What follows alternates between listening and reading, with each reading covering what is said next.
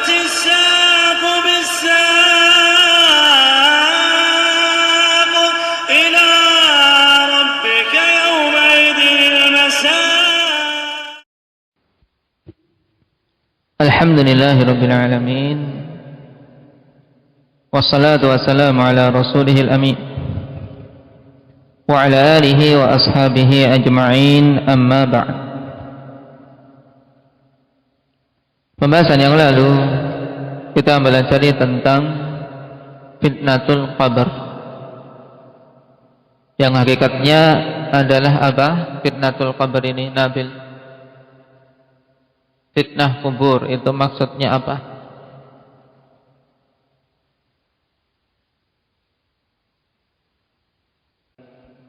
Baik. Fitnatul qabr hakikatnya adalah soalul malakain, pertanyaan dua malaikat yaitu Munkar dan Nakir kepada seorang yang telah dikubur. Baik. Dan manusia di sini terbagi menjadi dua golongan, mereka yang lulus dan yang gagal. Nah, adapun yang gagal mulai dari golongan murtabun, orang-orang yang tidak memiliki akidah kokoh, orang-orang yang membangun akidahnya di atas keraguan-raguan, hanya sekadar membebek. Juga munafikun dan kufar, mereka tidak akan mampu menjawab pertanyaan tersebut. Dan kemarin ikhwanifillah disebutkan bahwasanya apa yang akan dilakukan oleh malaikat indak ya Wahyu,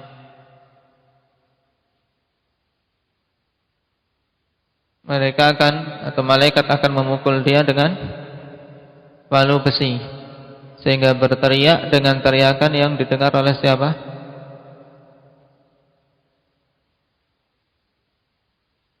Yaitu seluruh yang ada di dekatnya. Nah, seluruh makhluk yang ada di dekat tersebut, di dekat kubur tersebut, kecuali manusia dan jin. Nah, dan tanbih ini juga butuh diperhatikan, kawan. Bahwasanya untuk masalah teriakan, ya, teriakan mayat tersebut semuanya dengar kecuali siapa? Kecuali tsaqalain, sebagaimana datang dalam hadis. Ya, dalam hadis illa tsaqalain, kecuali dua makhluk yaitu jin dan manusia. Adapun yang disebutkan oleh Syekhul Islam Ibnu Taimiyah rahimahullahu taala, beliau hanya mengecualikan satu golongan, walau sami'ahal insan la sa'iq. Nah, hadis yang seperti ini ikhwani fillah hubungannya dengan perkataan mayat yang tidak saleh ketika dia mau apa? Dia mau dibawa ke liang kubur.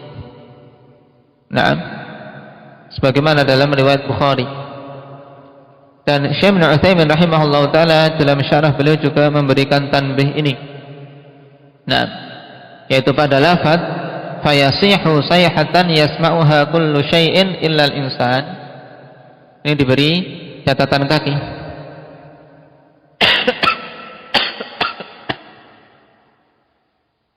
Walladzi jaa fil hadits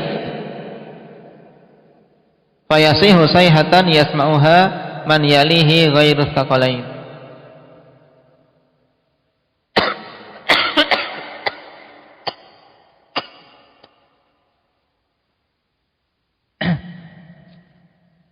Sehingga dia teriak dengan teriakan yang didengar oleh siapa saja yang ada di sekitarnya, kecuali dua makhluk yaitu jin dan manusia.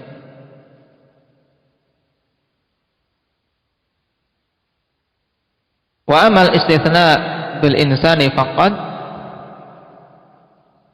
adapun pengecualian dengan manusia saja yang tidak mendengarnya, wa dzalika fi hali al-janazah idza ihtamalaha ar-rajul ala a'naqihim.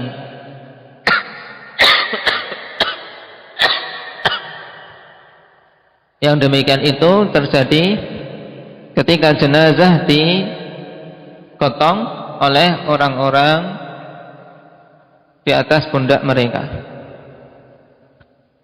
Kama qala Nabi sallallahu alaihi wasallam, fa in kanat salihatan qalat qaddimuni, wa in kanat ghairu salihatin qalat ya wailaha aina yadhhabuna biha. Yasma'u sautaha kullu syai'in illa al-insan. Walau sami'ahu la sa'iq. Nah, di sini terjadi pencampuran dua hadis. Hadis dari Abi Sa'id Al-Khudri dalam Sahih Bukhari. Jadi adapun mayat yang saleh, maka dia akan mengatakan ketika dipotong, qaddimuni qaddimuni, ya. Taib, yaitu segerakan aku untuk bisa dikubur. Tapi kalau tidak saleh, maka dia mengatakan ya wailaha aina yadhhabuna biha. Oh, betapa celakanya. Kemana mereka akan membawa pergi jenazahku ini? Dan syahidnya di sini perkataan setelahnya yasma'u sautaha kullu syai'in illal insan. Mendengar suaranya tersebut semua, ya, segala sesuatu, illal insan, kecuali manusia. Walau sami'ahu la sa'iq, seandainya manusia mendengar, maka tentu dia akan pingsan, tidak jadi gotong, ya. Nah, bubar. Sehingga kalau demikian keadaan seandainya semuanya dengar, tidak akan ada saling mengubur, ikhwan. Ngeri. Ini hikmah di antara hikmah kenapa manusia tidak mendengar perkataan mayit tersebut. Jadi ada dua kondisi yang perlu dibedakan, ya. Karena nas hadis beda juga. Kalau kondisi jenazah ketika dipikul, yang soleh mengatakan segerakan yang tidak soleh, tayyib, penuh kekhawatiran kemana akan dibawa ini. Nah, disinilah yang dikecualikan siapa? Yang dikecualikan siapa, Iqbal? Manusia saja. Paham? Nah, seandainya manusia kok dengar, maka akan pingsan semuanya. Baik. Adapun kondisi ketika seorang yang tidak lulus ujian, tidak bisa menjawab pertanyaan dua malaikat, kemudian dipukul dengan palu besi dan berteriak. Nah, dengan teriakan yang didengar oleh segala sesuatu yang di sekitarnya, maka dikecualikan di sini siapa? Muhammad, manusia dan jin. Paham? Paham, Nabil? Baik. Besok jangan sampai tidak bisa kalau ditanya.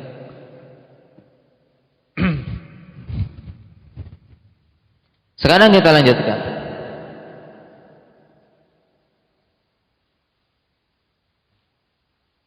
Dikecualikannya jin dan manusia dari mendengar teriakan tersebut, tentu padanya hikmah.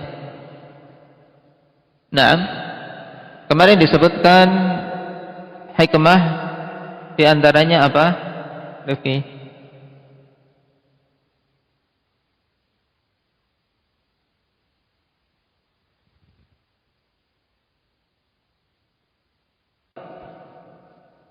Nah, hikmah yang pertama jelas yang hikmah mansusah. Hikmah mansusah itu hikmah yang jelas disebutkan dalam hadis, yaitu lau sami'aha la sa'iq. Seandainya manusia mendengar, maka tentu mereka akan pingsan. Kemudian hikmah kedua yang kemarin disebutkan, yaitu untuk membedakan yang beriman terhadap perkara gaib dan yang tidak. Kenapa? Karena kalau seandainya semuanya mendengar, tentunya tidak akan terbedakan yang beriman dengan perkara-perkara gaib dengan yang tidak.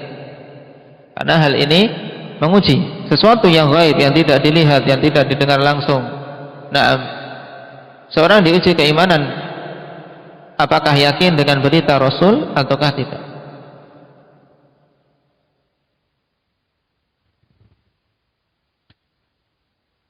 Kemudian hikmah yang ketiga,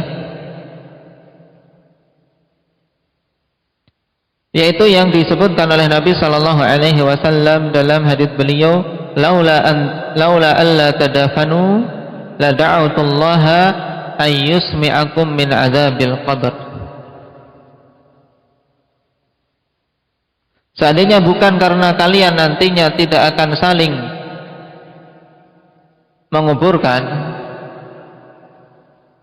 maka tentu aku akan berdoa kepada Allah agar memperdengarkan kepada kalian azab kubur.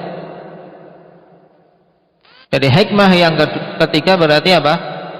Karena dikhawatirkan kalau mendengar tentu tidak akan ada yang berani untuk menguburkan jenazah-jenazah.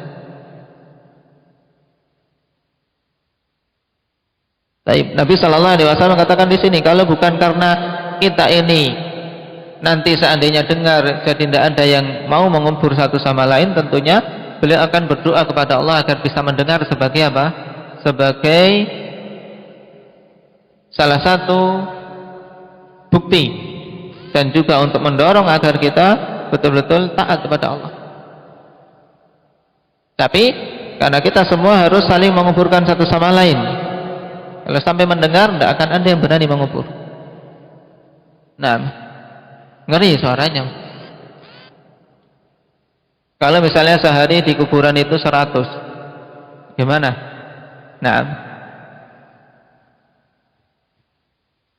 Yang kedua,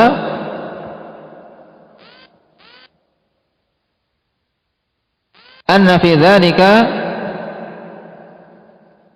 sitran lil mayyit, yaitu pada perkara tersebut dengan tidak diperdengarkannya suara itu sebagai bentuk sitar, menutup aib si mayit.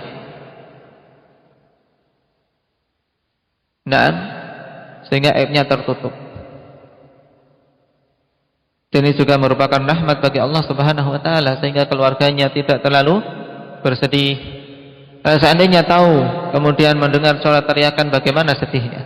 Sudah mendapatkan musibah, misalnya anaknya kah atau keluarganya kah atau orang tuanya kah meninggal, kemudian mendengar itu tambah sedih.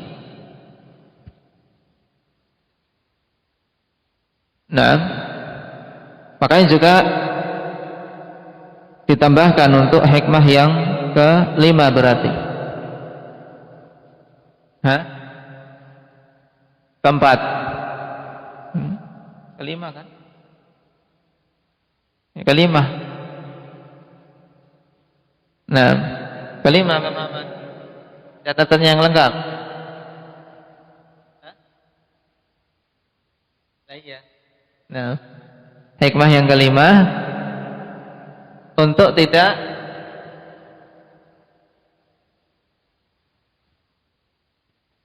mengagetkan keluarganya. Baik, anna fihi adama iz'ajin li ahli.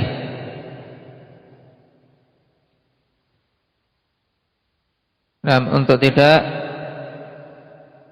menimbulkan iz'aj, yaitu gangguan, kemudian apa tadi? Kekagetan, kemudian menambah sedih keluarga si mayit.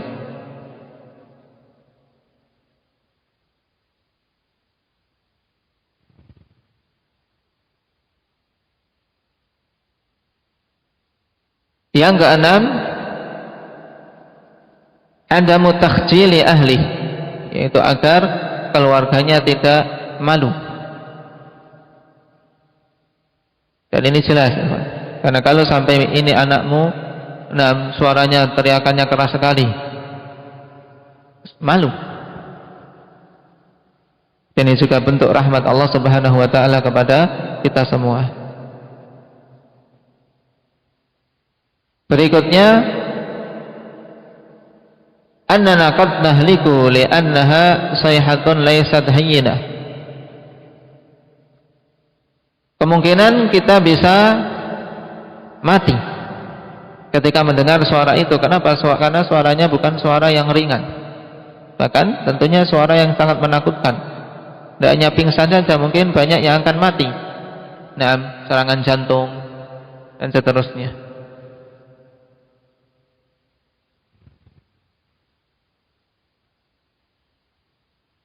Baik.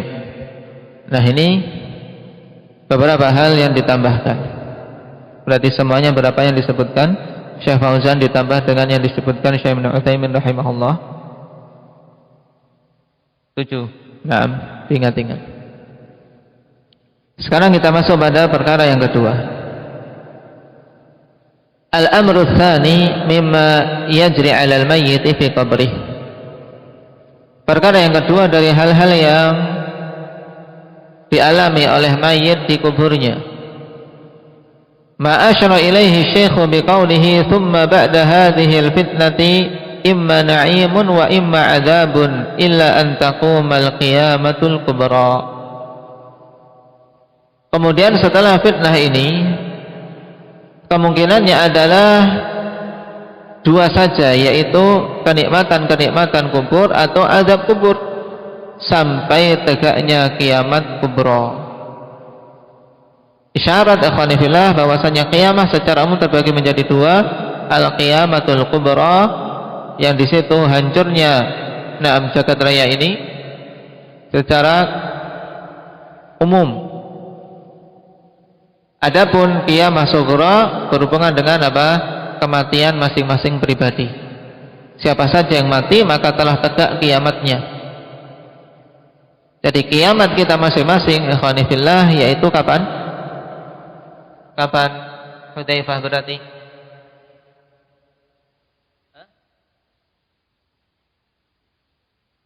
Kapan? Talha? Ketika kita mati. Ya kan? Nah, kalau waktu matinya hanya Allah yang mengetahui. Nah, maksudnya, kiamat kita masing-masing ya ketika kita mati. Ketika Allah Subhanahu wa taala menetapkan atau ketika malakul maut mencabut nyawa kita dengan perintah Allah Subhanahu wa taala.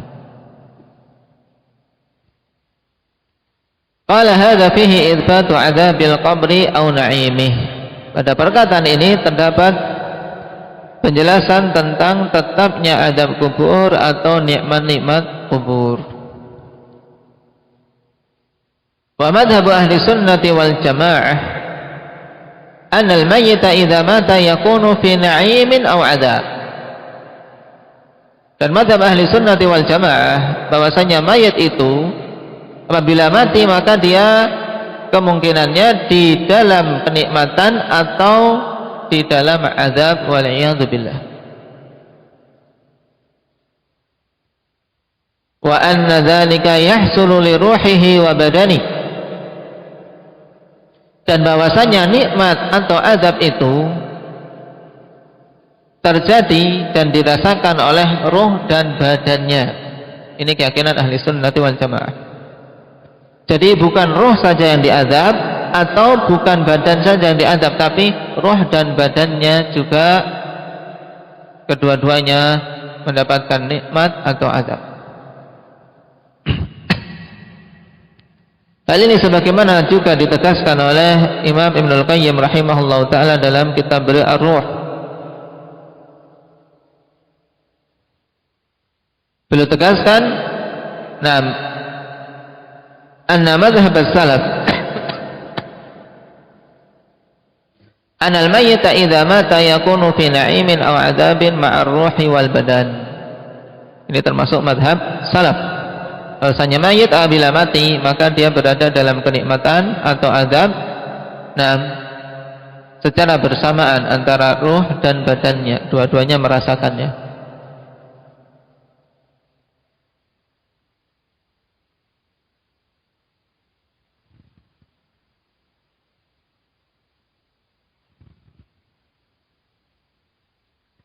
Baik. Jadi ketika seseorang mati, dalam hadits Al-Bara jelas bahwasanya roh dicabut, ya tidak? Roh dicabut. Naam.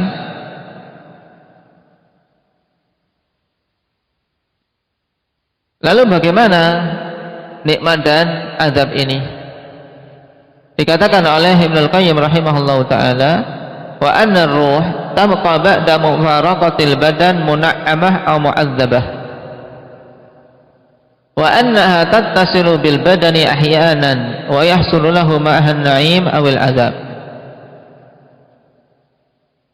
Thumma idza kanat yawmal qiyamatil kubra u'idatil arwah ila al-ajsad wa qamu min kuburihim li rabbil alamin.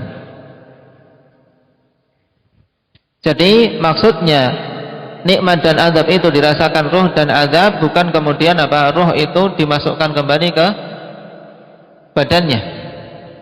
Nah, nikmat dan azab itu dirasakan oleh ruh dan jasad, kemudian ruhnya setelah mati dikembalikan lagi ke jasadnya. Kalau demikian jadinya hidup. Nah, jadi ketika kita hidup di dunia ini, ruh dan jasad jadi satu. Kemudian mati, Allah Subhanahu wa taala perintahkan malaikat untuk mencabut ruh masing-masing. Nah, disinilah ikhwani fillah, ketika terpisah dari jasad, ruh dia mendapatkan nikmat atau azab.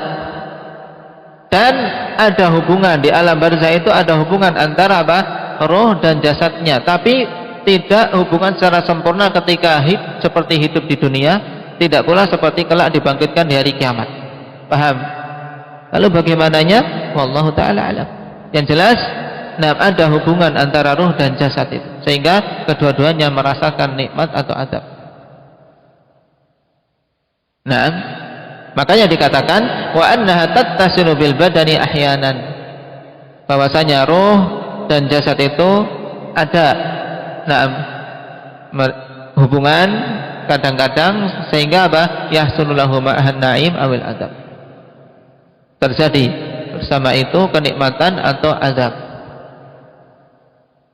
Tsumma idza kana yaumal qiyamah al-kubra u'idatil arwah ila al-ajsad, baru kemudian nanti ketika telah tegak hari kiamat kubra, dikembalikanlah ruh-ruh ini ke jasadnya, sehingga mereka bangkit berdiri dari kubur-kubur mereka menghadap Allah Subhanahu wa taala. Nah, dan ruh memang termasuk perkara ghaib, ikhwani fillah, yang tidak mengetahui hakikatnya kecuali Allah. Oleh karena itulah ketika Nabi ditanya oleh orang-orang Yahudi tentang ruh, maka Allah perintahkan untuk menjawab wa yas'alunaka 'anir ruh indak ya Talha. Jawabannya bagaimana?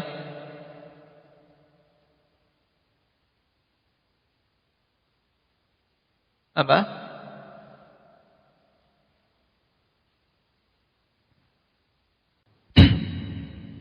Baik. Qulir ruhu min amri rabbi wa ma utitum minal ilmi illa qalila. Katakanlah ruh itu termasuk perkara Rabb.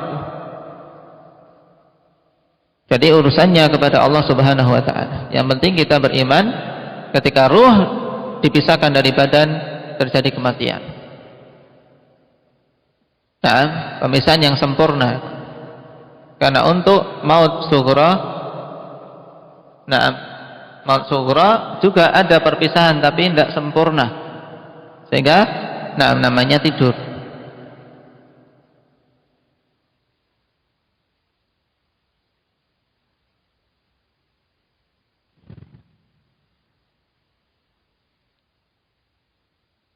Qala kama tawatarat bihil ahaditsu an Rasulillah sallallahu alaihi wasallam, sebagaimana telah mutawatir hadis-hadis tentang hal tersebut dari Nabi sallallahu alaihi wasallam. Di sini penegasan bahwasanya hadis tentang nikmat atau azab kubur hadisnya mutawatir. Di antara para imam yang menegaskan tentang mutawatirnya perkara ini yaitu Ibnu Qayyim rahimahullah dalam Ar-Ruh, juga Ibnu Abil Izz dalam Syarah Aqidah Tahawiyah, dan Ibnu Rajab dalam Ahwalul Qubur. Dan mereka ini termasuk a'immatul hadis, ulama dalam ilmu hadis, imam-imam dalam ilmu hadis.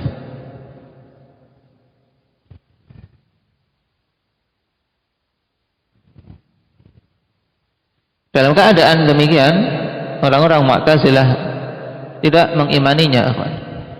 Alasannya karena ketika dibongkar kubur tidak didapati mayat itu kondisi duduk, lubangnya masih sama, katanya diluaskan bagi orang yang soleh, ternyata juga sama saja seperti itu, dan seterusnya.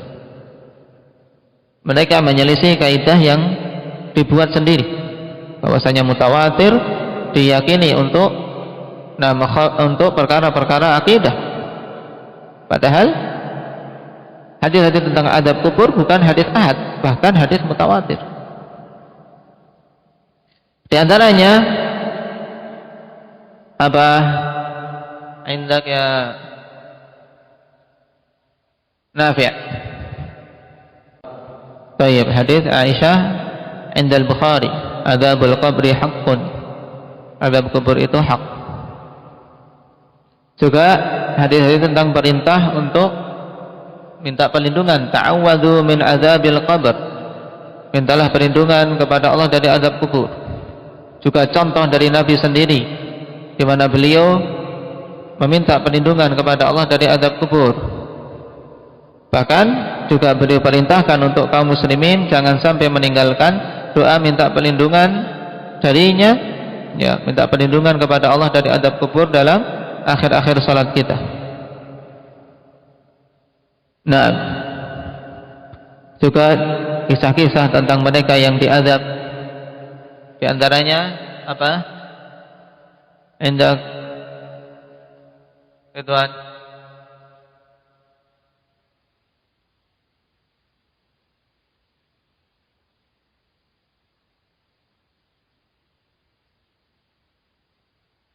Nah, yaitu kisah Nabi Shallallahu Alaihi Wasallam melewati 2 kubur yang penghuninya ternyata diazab. Nah, tayyib, innahuma la yu'adzaban wa ma yu'adzabani fi kabir. Sungguhnya keduanya sedang diazab dan tidaklah diazab kecuali dan dia tidaklah diazab karena perkara yang besar, tapi perkara yang diremehkan, yaitu ternyata sebab azabnya apa? Wahyu kedua orang tersebut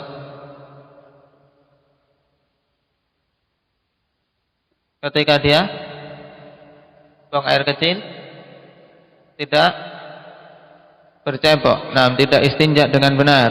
Juga makna yang lain, tidak apa? Karena ada 2 riwayat, la yastatir min baulih atau yastanjih, yaitu tidak, berarti tidak menutup, yaitu tidak mencari tempat agar tidak terlihat, tapi apa? Terang-terangan. Taib, maksudnya tidak mencari tempat untuk auratnya agar bisa tertutup. Atau yang jelas sekali yaitu dibawa pada makna tidak cebok. Kenapa? Karena Nabi Shallallahu Alaihi Wasallam dalam hadits yang lain apa?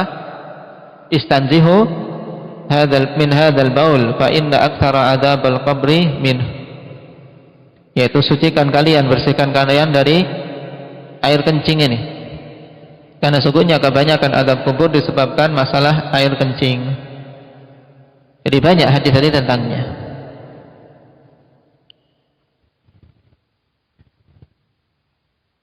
Qala fayajibul imanu bih, maka wajib beriman tentangnya.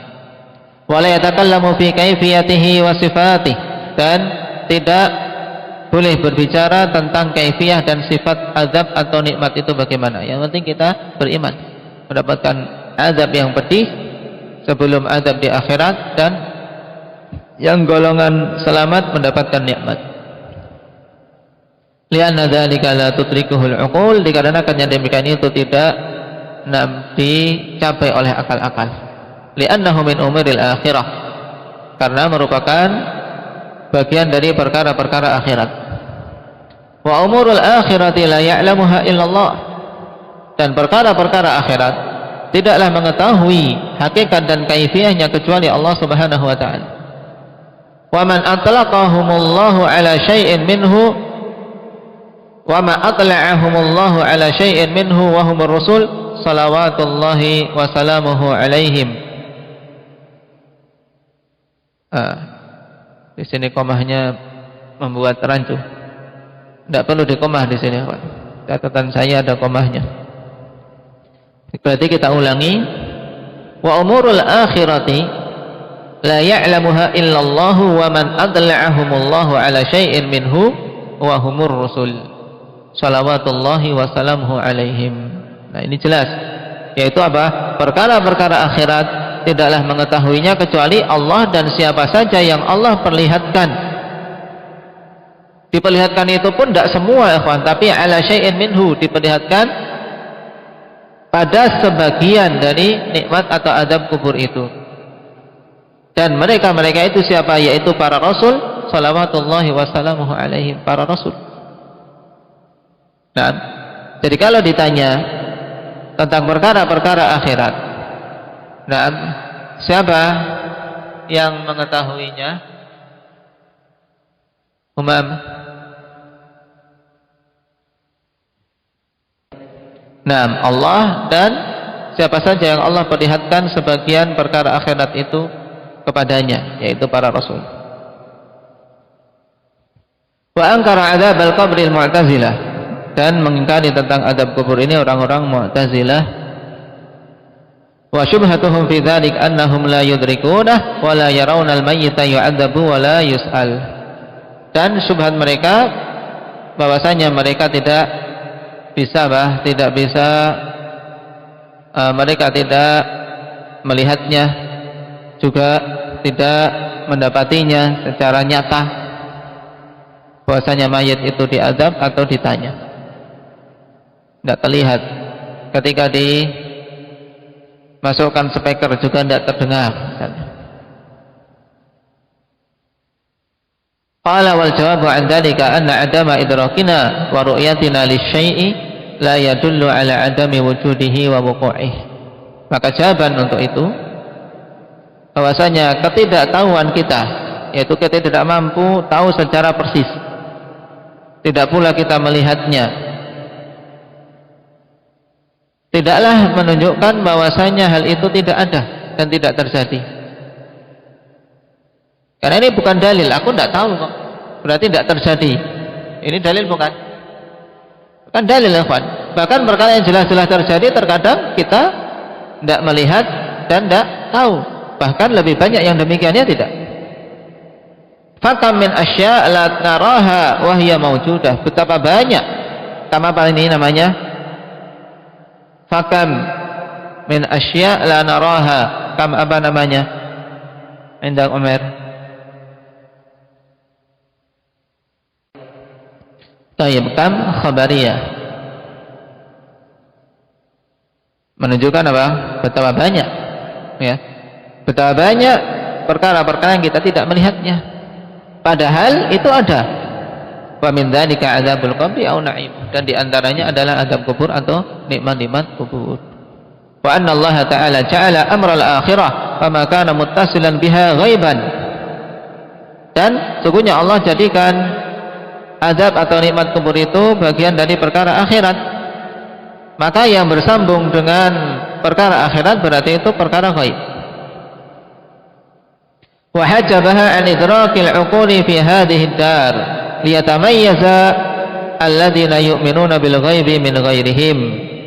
Dan Allah tutup pengetahuan akal tentang negeri ini, yaitu negeri akhirat, agar terbedakan orang-orang yang beriman dengan perkara yang gaib dengan selain mereka. Ini jelas. Kalau semuanya bisa dilihat, tidak ada bedanya yang beriman dan tidak. Semuanya akan percaya. Wa umurul akhirati la tuqasu bi umuri dunya wallahu a'lam. Dan perkara-perkara akhirat tidaklah dikiaskan dengan perkara-perkara dunia. Berarti kalau kita rinci ada 3 jawaban, ikhwan. Yang pertama, bahwasanya ketidaktahuan dan tidak melihatnya kita tidaklah menunjukkan bahwasanya perkara itu tidak ada. Kenapa? Karena banyak yang kita tidak tahu dan kita tidak lihat, ternyata jelas-jelas ada. Pada perkara dunia saja banyak yang seperti ini, apalagi perkara akhirat. Kemudian yang kedua, karena adab dan nikmat kubur adalah masuk bagian perkara akhirat, dan perkara-perkara berhubungan dengan akhirat itu hal yang gaib.